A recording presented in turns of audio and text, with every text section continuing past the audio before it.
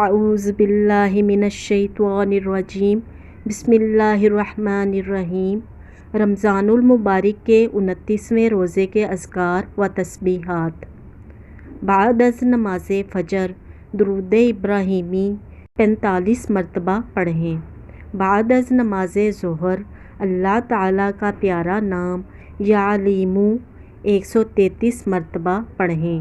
بعد از نماز عصر سورہ فاتحہ الحمدللہ رب العالمین 40 مرتبہ پڑھیں۔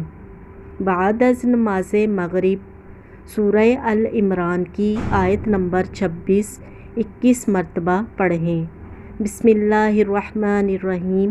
قل اللہم مالک الملک تؤتی الملک من تشاء وتنزع الملک ممن تشاء وتعز من تشاء وتذل من تشاء بیدک الخیر انک علی کل شیء قدیر۔